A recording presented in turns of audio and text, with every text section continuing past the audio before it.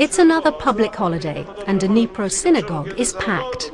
In the Orthodox Jewish tradition, fragments of scripture are worn in boxes on the head and arm to remind them to love God with their hearts and minds.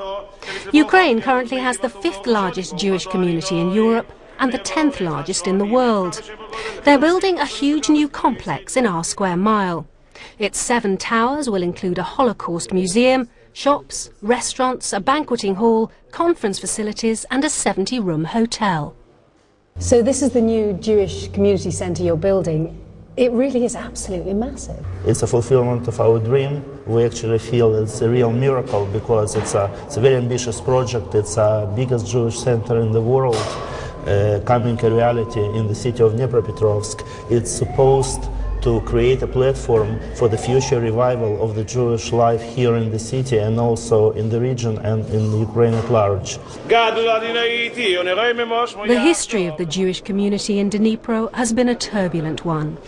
200 years ago, when the city was called Yekaterinoslav, Jews settled here because it was one of the few places in Russia they were allowed to live. The community thrived, and by the 1930s, nearly half the population of the city was Jewish. Then came the horrors of the Second World War. In 1941, over 11,000 Jews who hadn't fled were murdered by the Nazis. This project will commemorate their lives, and it's hoped finally lay to rest the anti-Semitism of Soviet times. You must be very proud that it's happening here. It's huge pride for all of us. As a kid in the Soviet school, I was dreaming of running away from the nightmare of my life. There was strong anti-Semitism. It was very, very hard. You couldn't hope to enter a prestigious university.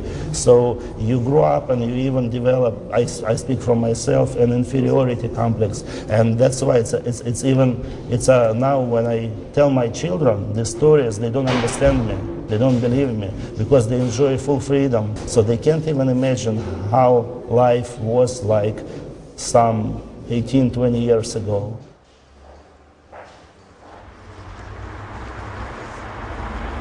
Now you're going to see this amazing reality that 3 years ago there was a dream, just the idea, and it's already, the building is standing and we are already performing finishing works. Although our guides wouldn't reveal to us the exact cost of the building, other sources have put it at $60 to $70 million. The money is said to have come mainly from 2 prominent oligarchs, both born in Dnipro and amongst the richest men in Ukraine. Let me help you because it's very, very high. You know, you're very brave. I feel very brave. From high up on the 20th floor, the views across our square mile are stunning. We're standing on the roof of the biggest Jewish center in the world. We look around and we see all over whole history of Dnipropetrovsk, and some buildings are actually from the time of Yekaterinoslav, which is the original name of the city. You can really see the old and the modern and the Soviet, and it's quite something, isn't it? We see the old synagogue where 20 years ago just a few elderly were coming, still remembering the prayers from their childhood. And now we have an amazing, powerful, united, consolidated, strong communities. Amazing transformation. I'm about to meet a highly controversial Ukrainian VIP now, former Prime Minister Yulia Tymoshenko. Now, she's actually under house arrest on corruption charges in Kiev, but she's been allowed to fly here today, her hometown where she was born and brought up, because it's International Women's Day and she's going to see her mum.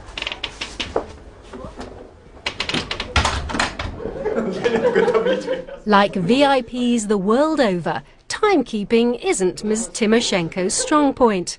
But at least the delay gives her anxious supporters time to practice their bouquet giving. If every woman in Ukraine deserves an armful of flowers on International Women's Day, then clearly an ex-Prime Minister merits the entire contents of a florist shop.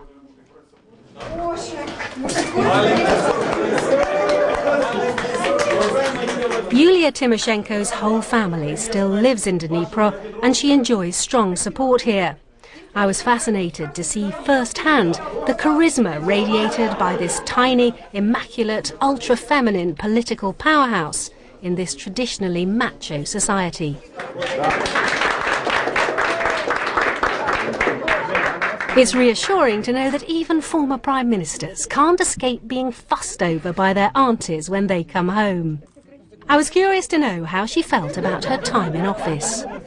You had the opportunity to make a difference for your country at a very important stage. Looking back now, do you feel you made the most of that? Двічі, знаходячись на посту прем'єр-міністра, так склалися політичні обставини в Україні в реальній опозиції до об'єднання тіньової економіки, тіньових великих олігархічних структур з владою, з президентською владою. Я, як могла, протидіяла цьому. What about your future? How do you see that panning out? Я думаю, що такої перевірки ще жоден прем'єр-міністр не проходив. І, власне кажучи, їх перевірка – це є повна реабілітація для мене.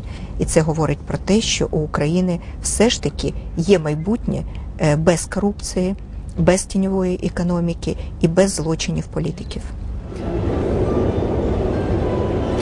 Deep under our square mile is the Denis Pro Metro, which has the unhappy distinction of being the shortest metro in the world, and not by design. It's become a symbol here of broken political promises in an area which spawned the careers of ex-presidents Brezhnev, Kuchma and Prime Minister Tymoshenko. I'm off to meet a local journalist to find out a bit more.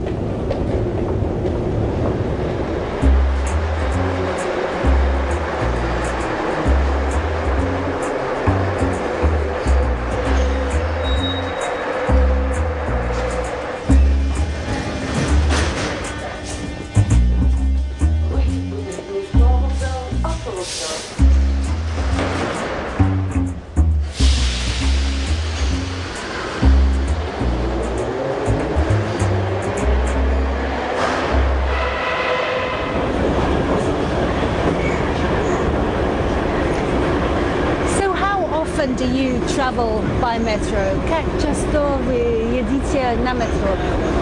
За 15 лет со дня открытия пользовалась метро 3 раза. Почему? Потому что оно ведет от рабочего района в центр, на вокзал, и без надобности мне посещать этот рабочий район. И почему метро самое короткое здесь? Нам все обещают перед каждыми выборами открыть новую линию. Вот последнее обещание в 2015 году обещает открыть линию до исторического музея. А у нас как раз на этот год назначены очередные президентские выборы.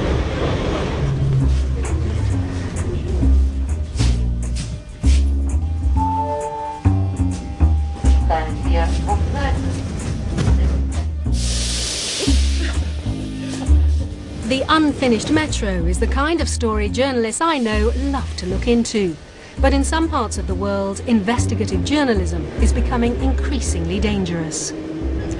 What's it like being a journalist in Ukraine today? Журналист подвергается многим рискам.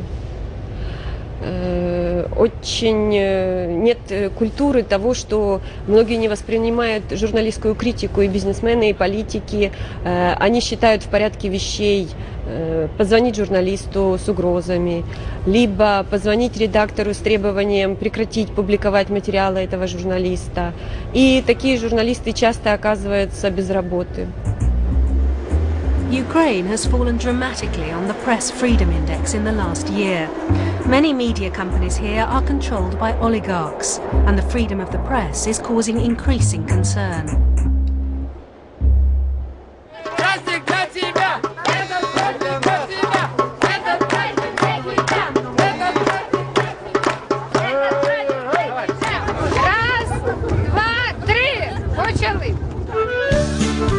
In a little square near the History Museum, the locals have come out to enjoy some outdoor entertainment. and to find out just who can eat the most vareniki Ukrainian dumplings in the shortest possible time.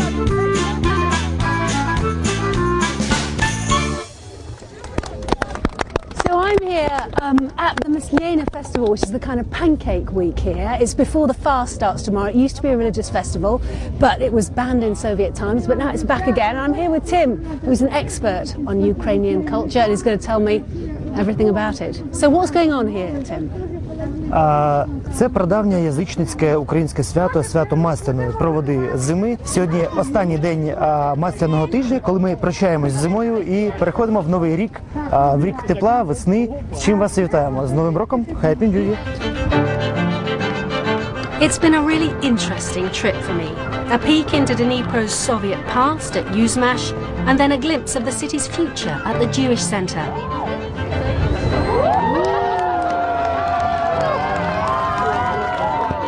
And in between, the chance to hear people talk openly and freely about both the good and the bad in their lives.